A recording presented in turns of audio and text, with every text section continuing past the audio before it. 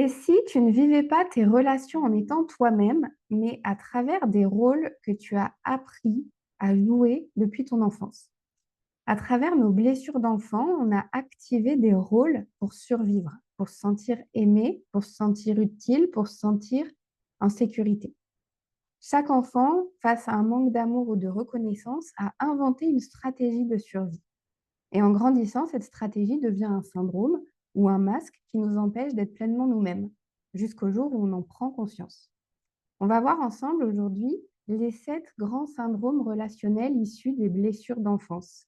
Si tu me découvres ici, je m'appelle Nina et j'aide les personnes qui sont coincées dans le rôle du sauveur à s'en libérer et à enfin oser être eux-mêmes pour une vie pleine de sens, de joie et d'énergie. Le premier grand rôle qu'on va voir, donc, c'est celui du sauveur. Le sauveur, c'est un enfant qui a manqué de reconnaissance, qui a manqué d'amour, qui a besoin d'être reconnu et d'être aimé. Il a pris ce rôle, hein, d'aider, de réparer et de vouloir sauver parce qu'à l'origine, il a vécu une situation ou plusieurs ou un sentiment d'impuissance face à la souffrance d'un proche, un manque d'amour inconditionnel. On y reviendra à la fin. C'est le grand syndrome dont je parle beaucoup et sur lequel je travaille. Le deuxième, c'est le persécuteur. Le persécuteur, c'est un rôle de contrôlant, de dominant, de critique. À l'origine, en fait, il a grandi dans la peur ou l'humiliation et il a développé cette carapace de l'attaquant parce que derrière, il y a un besoin caché de protéger sa propre vulnérabilité, de se protéger de sa propre vulnérabilité. Le troisième, c'est le rôle de victime. C'est un rôle où on veut attirer l'attention par la plainte, la fragilité et le sentiment d'impuissance.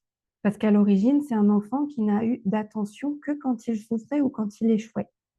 Donc derrière, il y a un besoin caché d'être pris en charge, d'être sécurisé. J'ai commencé par ces trois-là parce que ces trois forment ce qu'on appelle le triangle dramatique de Cartman, sauveur, persécuteur et victime. Et beaucoup, beaucoup de relations humaines tournent en rond dans ce schéma, ce triangle où se perd l'énergie et où, à force de s'éloigner de notre jeu souverain, d'oser être soi-même, de se développer dans tous ses potentiels, on finit par perdre de l'énergie et s'épuiser dans ce jeu de rôle, dans ce triangle dramatique. Et je t'invite à aller voir des vidéos sur le sujet si tu ne connaissais pas encore ce triangle. Le quatrième, c'est le parfait, le bon élève. C'est un rôle où je dois exceller, je ne dois jamais décevoir parce que enfant, j'ai été formatée par de l'amour conditionnel basé sur la performance. Donc c'est un besoin caché d'être aimé pour qui il est et pas pour ce qu'il fait. Le cinquième, c'est le rebelle, le contrariant. C'est un rôle où je dois m'opposer, je dois provoquer, je dois rejeter l'autorité parce que j'ai ce sentiment d'avoir étouffé ou d'injustice qui m'a été, voilà, que j'ai interprété dans mon enfance. J'ai vécu des situations, où j'étouffais, où il y avait de l'injustice et donc ça cache un besoin d'être reconnue pour ma liberté, dans ma liberté d'exister. Le sixième, c'est le clown, le distracteur. Je me suis donné comme rôle de faire rire, de dédramatiser, d'éviter à tout prix les conflits.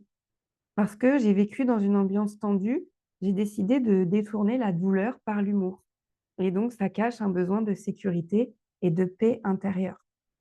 Et le septième, c'est le transparent, l'inexistant.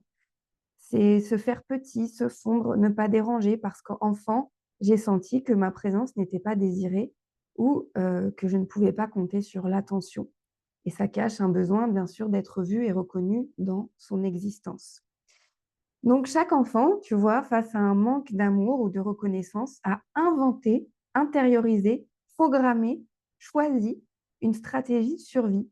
Et en grandissant, ça devient un syndrome, un masque qui nous empêche d'être pleinement nous-mêmes, de créer des relations authentiques, durables et qui nous empêche de déployer en fait cette vulnérabilité. J'ai cette phrase avec moi de Brené Brown qui dit: «La vulnérabilité, en fait, c'est ce que je cherche, c'est l'autre. Je vais chercher les failles, je vais chercher où c'est vulnérable et ce que je refuse de voir en moi-même, ce que j'ai décidé de cacher de moi-même» et c'est pour ça que nos relations, elles n'ont jamais vraiment le goût, la profondeur, l'authenticité qu'on aimerait parce qu'en fait, on se rend compte dans nos relations que l'un de ces rôles se rejoue et alors, quand on peut commencer à l'observer, on peut commencer à s'en détacher.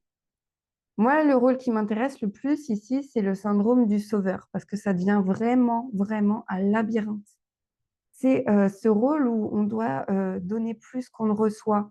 On a cette sensation de devoir aider, réparer et sauver les autres pour être utile, parce qu'on a été valorisé quand on était utile, quand on rendait service. On est des enfants qui ont eu recours à la parentification. On voyait les failles, la souffrance, et puis on allait comme ça essayer de boucher les trous, de mettre des pansements. Donc, pour se sortir de ça, il va falloir vraiment, je pense que pour chacun des rôles, hein, trouver une manière de se reconnaître soi-même, de s'aimer soi-même pour sortir de ces jeux de rôle et vraiment commencer à vivre des vrais liens authentiques et durables, à nouer des connexions et pas simplement des relations basées sur des jeux de rôle. C'est ce travail-là de revenir à soi, de sortir des injonctions, des programmes et de ce mode survie. Ça, c'est de la survie, on l'a vu, hein, c'est des stratégies pour correspondre, pour rechercher cette validation extérieure. J'ai été valorisée parce que je faisais, je vais faire encore. J'ai été valorisée parce que j'étais bon là-dedans, je vais continuer. J'ai été valorisée parce que j'étais discret, je faisais pas de bruit, je vais continuer à me faire discret.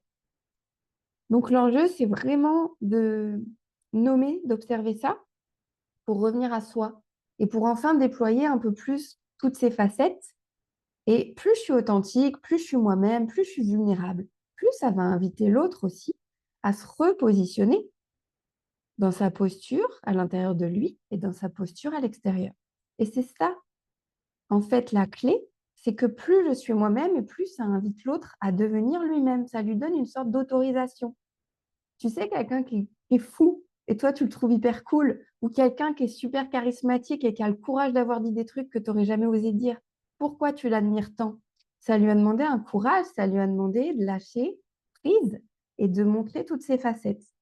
Donc aujourd'hui, voilà, si tu te reconnais dans l'un de ces rôles ou plusieurs, parce qu'on peut bien sûr jouer aux chaises musicales avec l'un ou l'autre de ces rôles en fonction de qui est en face, puisque je te l'ai souvent dit avec ce rôle du sauveur, par exemple, tant que moi j'avais envie de montrer cette part forte, de faire voir que j'étais la personne ressource, de donner plus que je ne recevais, j'attirais forcément la part victime chez l'autre. Bien sûr, c'est pas aussi simple que ça et aussi réducteur que ça. On est bien plus complexe et bien plus vaste que ça. C'était pour donner une idée de ce qui peut se rejouer, de ce qui peut bloquer dans tes relations. Et puis, pour faire le pont avec la prochaine vidéo qui sera bien plus axée sur tous les comportements et les soucis que rencontre le sauveur dans son quotidien et ses relations à cause d'une posture intérieure, d'un rôle invisible qu'on s'est donné à l'intérieur de soi. Ça va causer tout un tas de déséquilibres en cascade. Voilà pour aujourd'hui. Dis-moi si tu t'es reconnu dans l'un de ces rôles bien plus que les autres. Dis-moi si tu avais déjà vu ça sous cet angle-là, si ça peut t'aider pour la suite dans tes relations. Et bien sûr, comme d'habitude, pose-moi tes questions ici afin que ce contenu soit toujours plus en accord et adapté à ce dont tu as besoin. Je te souhaite une très belle journée. Prends soin de toi.